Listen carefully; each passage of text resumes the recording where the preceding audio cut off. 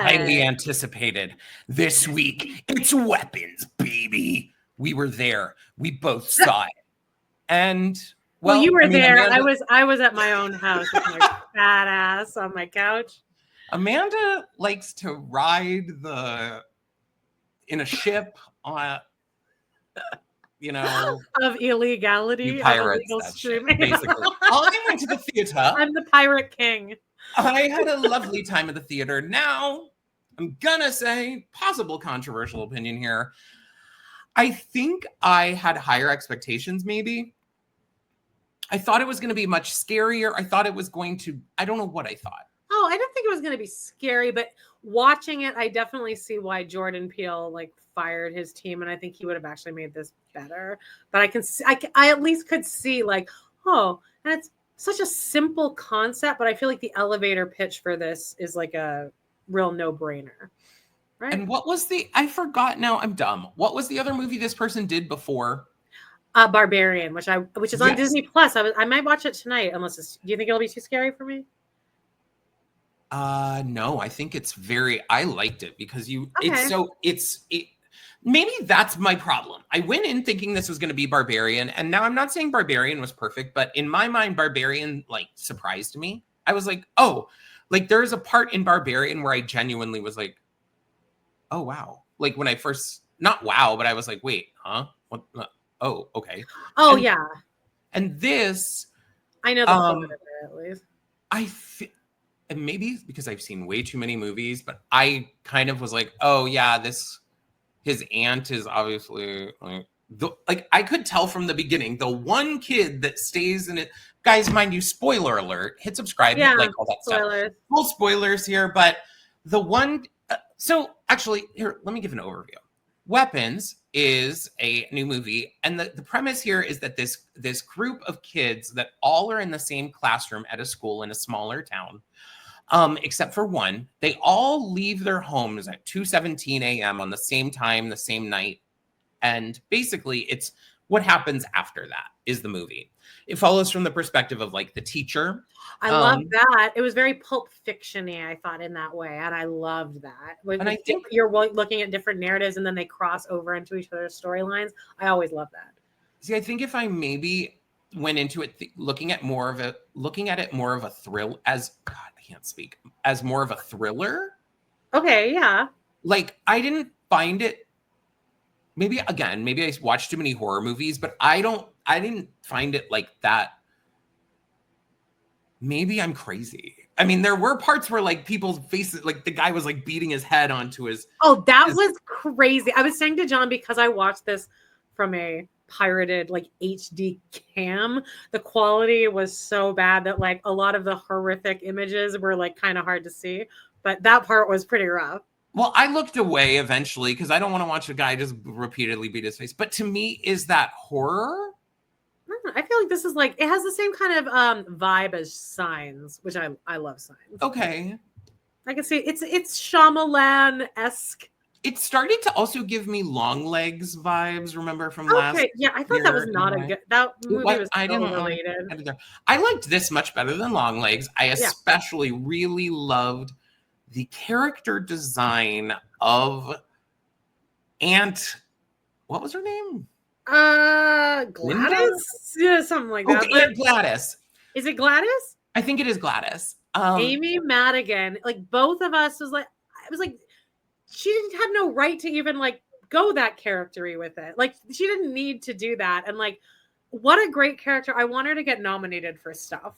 I really think that actually is what set this movie apart in a way, because your expectation. So continuing, spoilers, friends, are that basically this Aunt Gladys character is a witch, basically, and has this way of making a person into a human weapon almost. She takes a stick off this bush that she has, and she'll wrap an item from a certain person, and then she takes a piece of hair from another person, wraps that, puts blood on it, and then the person whose hair is on there will then attack the person. Oh no, it's the other way around. The person whose item is attached to it will attack the person whose hair is on it.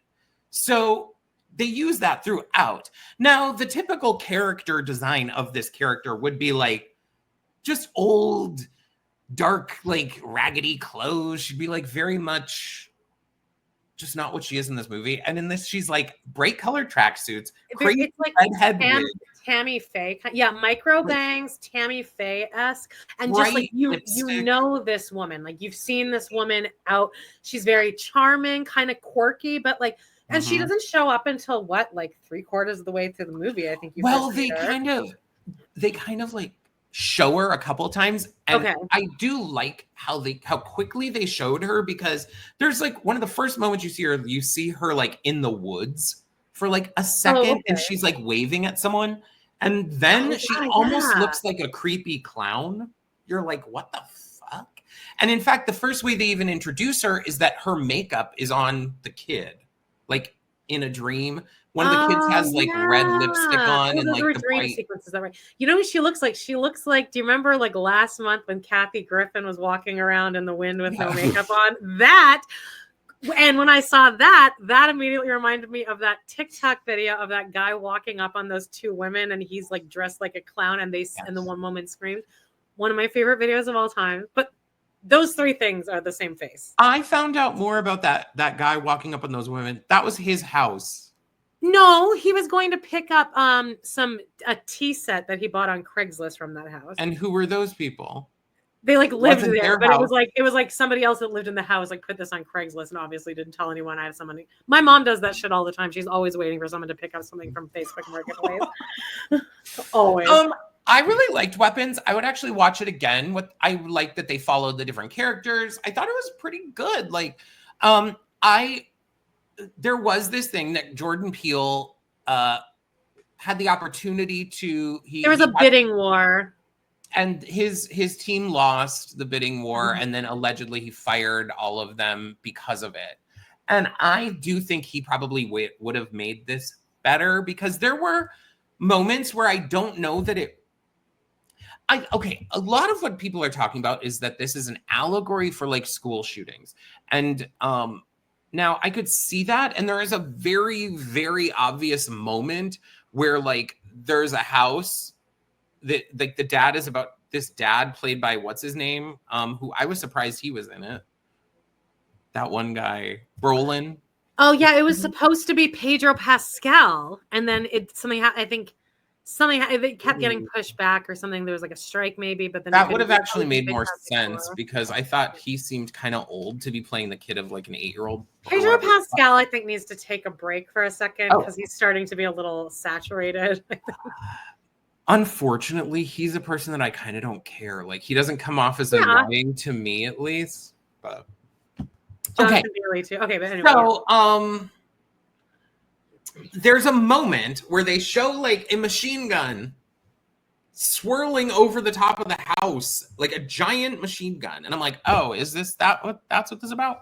Because it's down to one teacher and one student left in the class. People are saying that's an allegory that this kid is would be the Wyatt for Man Just Like That. And then that the reaction of the families are the way that people would have to just continue to move on, but there would be the few parents that are like really still like trying to find answers and whatever. Now, yeah, but I didn't really take it. I took it a lot more literally than I just watched it exactly as it was being presented to me. I didn't think the director has come out and said that it isn't. In their mind, they weren't making it as an allegory for that. But a lot of people online are like, it's very obvious that it's an allegory for that. And I'm like, what else was he? I saw an interview where he was giving his references, and then he's like, well, Pulp Fiction. He's like, I guess I didn't think Pulp Fiction, but he's like, it would be stupid of me to not say that Pulp Fiction was an inspiration, because he's like, Pulp Fiction is an inspiration for all movies, really, after it came after, or something like that. But he said another couple of things that he was comparing it to. But I don't know. I like the original story. I like the vibe. The kid was a really good actor. And then I saw an interview of somebody saying that they like how every character is doing their best with what they have in that moment. Like, nobody's acting out like crazy or like out of character. Everyone is like just doing their best with the information that's been given to them at that time. And I agree with that. Also, I don't think anyone in the movie is portrayed as like a hero either necessarily. No, the teacher is very flawed. I like that direction that the teacher doesn't handle it very well. And she's not being this hero teacher. She's like irritated. And she's like, I don't fucking know either, but it's scary. As a former teacher, this triggered me in a way because this is how like if at the most minor thing, you know, much blame gets put on the teacher, and they do in this movie say like, you know, and I guess probably if I was one of the parents, I would think that too. I'd be like, well, why the hell is the teacher okay? Like, what the fuck? But then there's also the whole thing with teachers where it's like, well, how much are we really expecting to put on these poor teachers? They're getting paid nothing, and this is just their job. How much are we expecting them to bend over backwards for this? I do also think like, was it totally like, I just don't. I feel like there would be they wouldn't even, like, the police wouldn't even leave that home of the one child that's still. Oh, yeah, true. Like, I don't even there's some, I'm a logistics person in certain things, but okay, tell me, Aminata, how many Cosmos would you give Weapon? 3.5 out of 5, because I would watch it again, and I don't usually want to watch movies again. You know what? I think that's a good one. Yeah, 3.5 out of 5, because, like, for me, I liked it, and maybe my expectations were too high. I don't know. Anyway. All right. Great. Well, we'll see you guys later. Let's get into, let's call this my wormhole of the week.